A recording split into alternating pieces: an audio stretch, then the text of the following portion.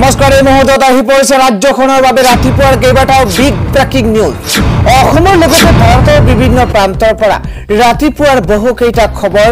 একেলগে যুগুতোৱা হৈছে এই মুহূৰ্তত জনাই আছো গুৰুত্বপূৰ্ণ খবৰ এবাৰ দিল্লীৰ মুখ্যমন্ত্ৰী অৰবিন্দ কেজৰিৱালে কয় যে মই কিছুদিন পিছতে পুনৰ জেললৈ যাব লাগিব জনতাক উদ্দেশ্য কৰি কেতবোৰ ডাঙৰ মন্তব্য কৰিছে দিল্লীৰ মুখ্যমন্ত্ৰী অৰবিন্দ কেজৰিৱালে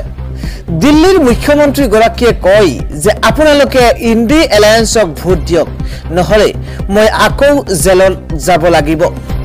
মই এজন খৰু মানুহ আমাৰ এটা খৰু দল আছে মোৰ ভুল এটাই আছিল মই স্কুল বনালো চিকিৎসালয় বনালো বিদ্যুৎ মাসুল বিনামূলীয়া কৰিলো দিল্লীবাসীৰ কাৰণে ভাল কাম কৰাৰ বাবে মোক জেলত ভৰাইছে এতিয়া মই 20 দিন পাছত আকৌ জেলত যাব লাগিব এই মন্তব্য কৰিছে অৰবিন্দ কেজৰিৱালে কিন্তু যদি আপোনালোকে আপ আৰু ইন্ডি এলায়েন্সক ভোট দিয়ে মই জেলত যাব নালাগে নিৰ্বাচনী প্ৰচাৰ সভাতে এইদৰে মন্তব্য কৰিছে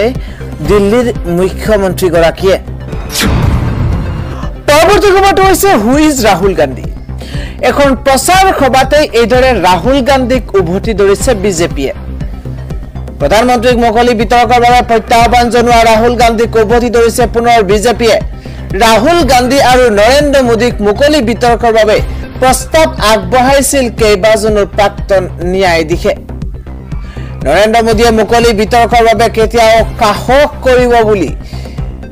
কটাক্ষ কৰিছিল কংগ্ৰেছ নেতা ৰাহুল গান্ধীয়ে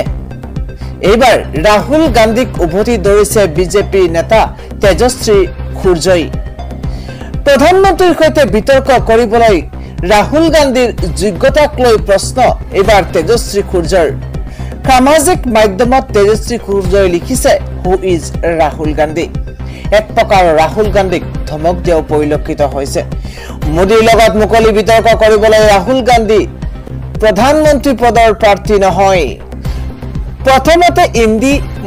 মিত্ৰজোঁটে ৰাহুল গান্ধীক প্ৰধানমন্ত্ৰী পদৰ প্ৰাৰ্থী হিচাপে ঘোষণা কৰক নৰেন্দ্ৰ মোদী আৰু ৰাহুল গান্ধীৰ মাজত এক প্ৰকাৰ পাৰ্থক্য বুজাই দিছে তেজস্বী সূৰ্যই আন এটা গুৰুত্বপূৰ্ণ খবৰ হৈছে যৌনতা আৰু নগ্নতাক প্ৰচাৰ কৰা এক্স ব্যৱহাৰকাৰীৰ বিৰুদ্ধে এবাৰ কঠোৰ হৈছে ইলন মাস্ক ভাৰতৰ 1,84,000 টুইটাৰ হেণ্ডেল নিষিদ্ধ কৰিছে এক্স কৰ্তৃপক্ষই কিয়নো যৌনতা আৰু নগ্নতাৰ প্ৰচাৰ কৰা এই এক্স হেণ্ডেলকাৰী অৰ্থাৎ এক্স ব্যৱহাৰকাৰীৰ বিৰুদ্ধে এবাৰ কঠোৰ হৈ পৰিছে ইলন মাস্ক আন এটা খবৰ হিতাধিকাৰী সৃষ্টি কৰি অসম চৰকাৰে ৰাজ্যৰ অৰ্থনীতি ধ্বংস কৰিছে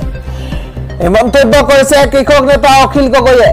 কৃষক মুক্তি সংগ্ৰাম সমিতিৰ ধেমাজি জিলা কমিটিৰ ষষ্ঠ দ্বিবাৰ্ষিক অধিৱেশন সামৰণি পৰিছে কৃষক মুক্তি সংগ্ৰাম সমিতিৰ ধেমাজি জিলা কমিটিৰ ষষ্ঠ দ্বিবাৰ্ষিক অধিৱেশনখনি ধেমাজি জামুগুৰি পাঁচ আলিৰ প্ৰমোদ ভৱনৰ দেওবাৰে সফলতাৰে সামৰণি পৰিছে উল্লেখযোগ্য যে 11 মেৰ পৰা দুদিনীয়া কাৰ্যসূচীৰে অনুষ্ঠিত হোৱা অধিৱেশনৰ প্ৰথম দিনা পুৱা 8 বজাত সামূহিক সাফাইৰ আধৰে জামুগুৰি পাঁচ আলি ব্যৱসায়ী সংস্থাৰ সভাপতি গৰাকীয়ে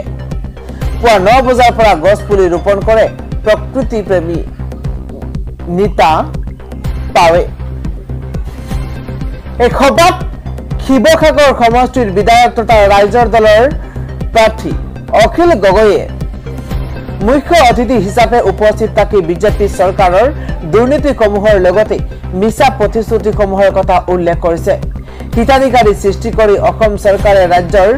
অৰ্থনীতি ধ্বংস কৰিছে বুলি উল্লেখ কৰি স্বাৱলম্বী আৰু কৰ্মমুখী অসমীয়া জাতি গঠনৰ আহ্বান জনাইছে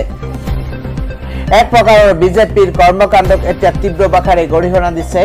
এবাৰ অখিল গগৈয়ে আন এটা গুৰুত্বপূৰ্ণ খবৰ হৈছে অতি দ্ৰুতগতিত বিয়পে কোভিডৰ এই নতুন প্ৰকাৰ ভ্যাকচিন লোৱাসকলৰ নহয় সুৰক্ষিত বিগত 4 বছৰ ধৰি কোভিডে সমগ্ৰ বিশ্বতে এক প্ৰকাৰৰ সন্ত্ৰাস চলাইছে কোভিডৰ আশংকা কিছু পৰিমাণে কম হলেই